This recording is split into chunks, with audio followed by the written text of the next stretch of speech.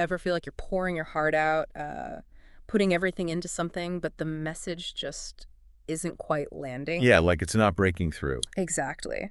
Well, today we're diving deep into something really core for mission-driven work, crafting what's often called a case for support. Mm. Think of it as, I guess, the key to unlocking real, genuine partnership and boosting your impact. And it's definitely not just about, asking for money or resources. The sources we looked at cover this from so many angles. Oh, yeah. Yeah, the Yeah. connection between your purpose and the people who join you, the sort of theological bedrock, practical steps for leaders, Mhm. even the science behind why stories grab us. The science. Interesting. Totally. And also some common pitfalls, things to watch out for. But the big idea, I think, is shifting from just needing support to really inviting others into a mission you share, something meaningful. Right, that shift from need to invitation. I Mhm. like that. So for you, the learner, our goal today is to pull out the absolute must-knows from all this. Mhm. We want you to walk away knowing how to build a case for support that doesn't just, get donations, but genuinely inspires people to act, to partner up long-term. Consider it your fast track to getting this crucial piece right. Okay, let's get right into it then. Where do we start? Well, the first thing that just jumps out from everything is purpose and story. They're foundational. Okay. This kind of work isn't sustained by, like, hitting quotas. It's about the link between your why, your core mission, Yeah. and the passion that drives you and gets others involved. So the why comes first. Absolutely. The key takeaway here is your case isn't really about what you need.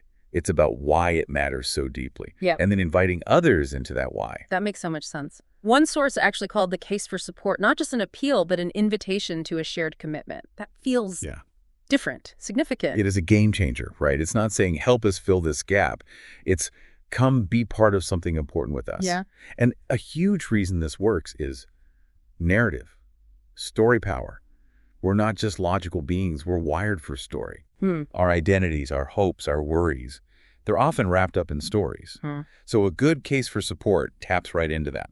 It's not just info. It's echoing what one source calls the grand story of reality. Okay, so maybe less focus on the massive data dumps, because one source really hammered this point: facts inform, stories transform. They Exactly. use the example of homelessness stats versus a quick story about one family facing eviction. The story just connects emotionally in a way numbers rarely do. It's that human element. Totally. Data has its place, don't get me wrong, for context. But that emotional connection, that's what builds real partnership. Right. And our sources point to that big biblical story, creation, fall, redemption, restoration, as like the ultimate framework. This meta-narrative gives such deep meaning to what we do. Okay, so theory's great. How do we make this practical? What are the actual key ingredients for a powerful case for support built on this foundation? Good question. Several things stand out. First, you've got to anchor your specific mission in that bigger biblical narrative. Anchor it. Like, show how your project, say, a clinic in a rural village, is actually a part of God's ongoing work of healing and restoration. It's not just healthcare. It's a sign of the kingdom. Got it. Gives it that larger significance. Okay, what's next? Illuminate the need, but do it with story. Focus on one powerful, representative story. Just one. Yeah, one person, one family whose experience really shows the challenge you're tackling. The child walking miles for dirty water, the displaced family after disaster. The goal is that emotional, ethical connection. Make people think about their own values and how they might want to step in. Use vivid details, help them feel it. So instead of overwhelming stats, one resonant story that makes the problem real. Exactly. Then, crucial step, propose a partnership-driven solution. Okay. Lay out clear, concrete ways people can join in. Prayer, money, time, advocacy, whatever fits. And this is more to highlight the mutual benefit. Mutual benefits, like what? Spiritual growth for them, experiencing generosity, getting a bigger perspective on God's work. It's not a one-way street. It's truly reciprocal. I really like that emphasis. It feels much more like a genuine partnership. Okay, but what about results? We still need to show we're making a difference, don't we? Oh, absolutely. Yeah. But even your metrics need that narrative context. How so? So instead of just saying your gift provided 50 wells, frame it as, because of partners like you, 50 communities now have clean water, meaning healthier kids, restored dignity. Tell the story behind the number. And using things like photos, short videos, maybe a simple infographic that helps people visualize the transformation. It connects the head and the heart. So the data supports the story. It doesn't replace it. Makes sense. And the final piece. A clear, direct, specific invitation. Call to action. Not just, please give. No, be specific. Will you join 100 others giving X amount to provide emergency relief this month? And make it super easy to respond. Click here, text this number, scan this code, remove friction. Right, catch them when they're moved to act. These are really concrete steps. Right. Okay, let's shift gears. Think about the leaders actually doing this crafting. What are the practical things they need to do? Right, putting it into practice organizationally. Several key things. First, create a core narrative document. Like a script. Sort of, but more foundational. Think 3 acts. Context and conflict, what's the problem? Yeah. Gospel-centered solution, how is Christ's power the answer? And invitation to participate, how can someone help? Okay. And alongside that, build a story bank. Story bank. Yeah, a collection of real-life testimonies, powerful images, quotes, stuff you can easily pull from to bring the mission alive. Keep it organized and accessible. That sounds incredibly useful. What else for leaders? Train the team for relational fundraising. It's not just about presenting, it's about listening, authentic storytelling, discerning a partner's unique gifts and passions. So less pitching, more connecting. Yeah, exactly. And make prayer central to the process. Pray before donor meetings, seek God's guidance. It changes the whole dynamic. That feels much more aligned with the sacred partnership idea. It is. Also, leaders need to leverage multiple channels for storytelling. Short videos for social media, narrative-driven newsletters, story segments in services or events, meet people where they are. Right, different formats for different people. And finally, feedback loops. Regularly update partners with impact stories, show them their contribution matters, and create ways to listen to them too. Reinforce that mutuality. This paints a picture of a really holistic, person-centered way to build support. Okay, one source talked about shifting from transactional asks to transformational declarations. What's the heart of that? A really powerful mindset shift. Instead of sounding like you're, begging for drops, you're boldly declaring the coming torrent of God's purposes. Wow, okay. Your case for support becomes more than just a request. It's a statement. This is why we exist. This is the brokenness we're mending. This is the hope we're stewarding. It's bigger than just the immediate need. Leading with vision, not just the budget gap. One source mentioned calling over cash and identity before income. Can you unpack that? Sure. When your appeal flows from a deep sense of divine calling, that core why we talked about, it hits differently than just presenting a financial need. Your ministry's identity, who you are in Christ, what you're called to do, that has to be the foundation. You're inviting people into that mission, not just asking them to plug a hole. Hearts follow calling. And this ties into identifying that tear in the tapestry, as one source put it, the specific brokenness you address. Exactly. And then offering hope as counterpoint, the vision of restoration. So a structure might look like, here's our calling, here's the tear we see, here's God's response through us, come co-labor with us, and here are tangible ways to start. You nailed it. That's the essence of a purpose-driven appeal. Okay, we keep coming back to story. But one source explicitly asked how stories outperform stats. Why is really getting this distinction so vital? Because fundamentally, stories connect with us as humans in a way data just can't. Like that source said, stats inform the mind, stories touch the heart. Right. Data can feel abstract, distant. Totally. But a good story, it builds empathy. It lets you step into someone else's shoes, feel what they feel. Like the Good Samaritan parable. Yeah. That story about compassion hits way harder than, I don't know, a report on roadside assistance response times. Exactly. And Jesus knew this, right? Master storyteller. His parables weren't just illustrations. They were designed to shift your whole perspective, open you up to the kingdom. Yeah. Think about the lost sheep. It taps into that universal feeling of being lost, the joy of being found. It lets you experience God's love in a way a theological definition might not. And for ministries today, sharing those personal stories from the field, that makes huge issues like poverty or injustice feel personal, relatable. It motivates action when numbers alone might just overwhelm. Precisely. Stories bridge that gap between the abstract problem and the real lived experience.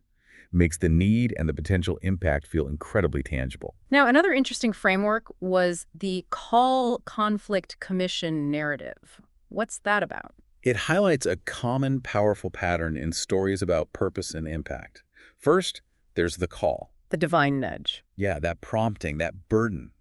Think Moses at the burning bush, Paul on the Damascus road. It's a redirection, an invitation into God's bigger story. Okay, call. The conflict, the obstacles, the challenges that inevitably pop up. Internal doubts, external opposition. Exactly.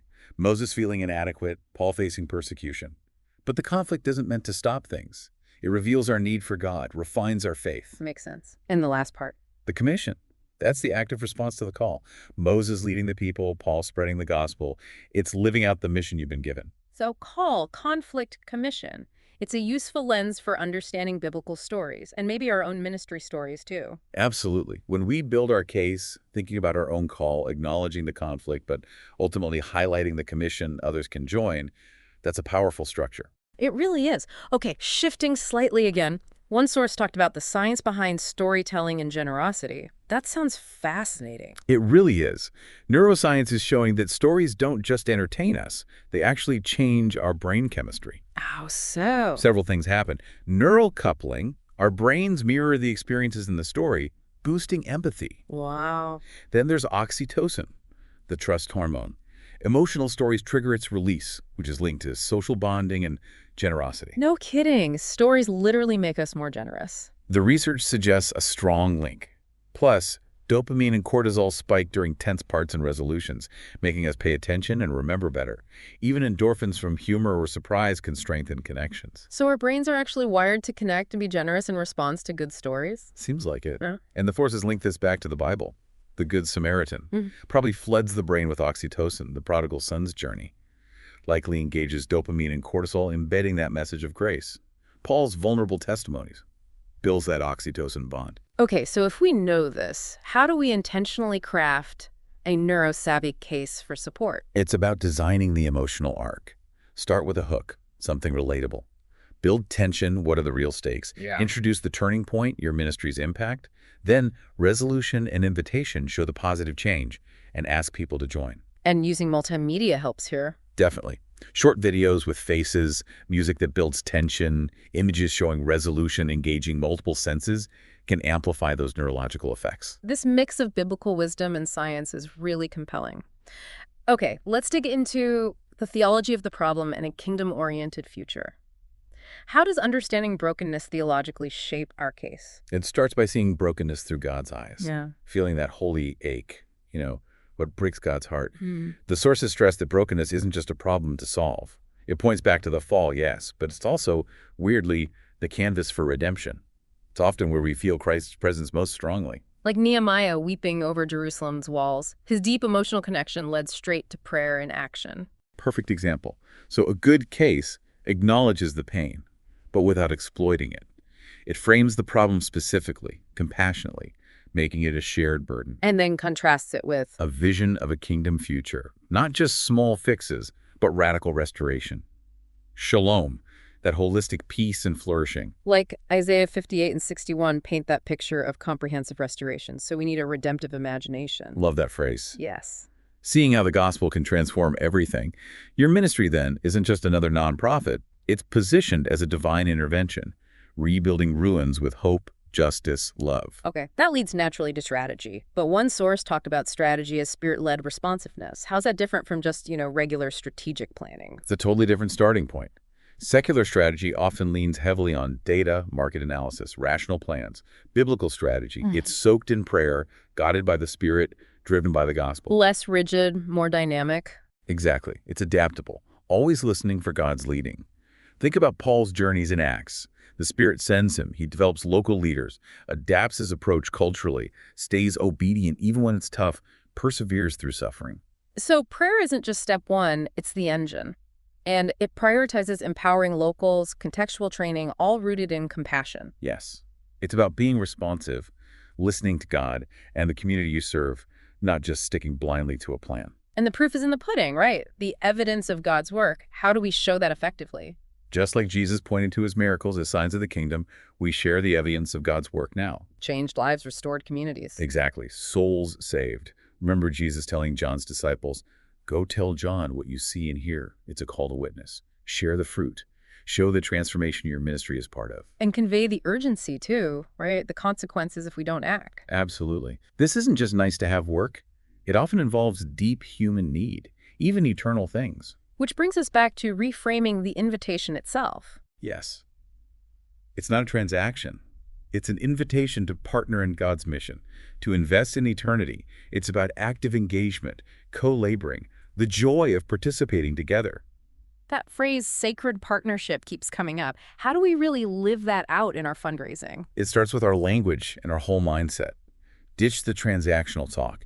Use invitation language. Think body of Christ, every part matters.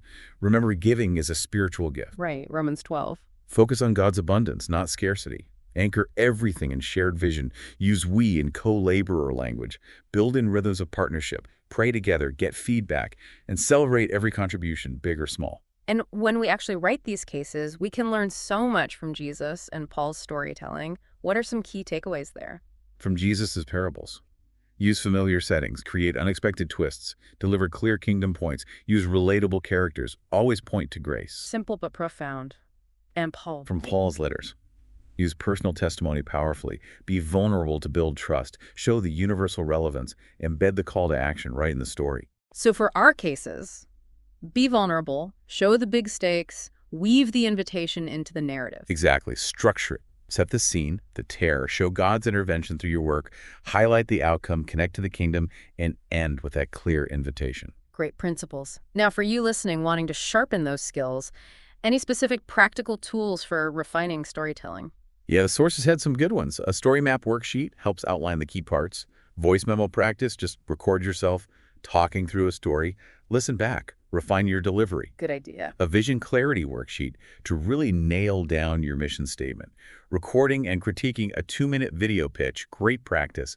And crafting that concise 30-second why it matters story, your elevator pitch. Essential stuff. And just as vital, what about avoiding pitfalls? What should we watch out for? A big one. Don't embellish facts. Truth builds trust, period. Matthew 5.37, let your yes be yes.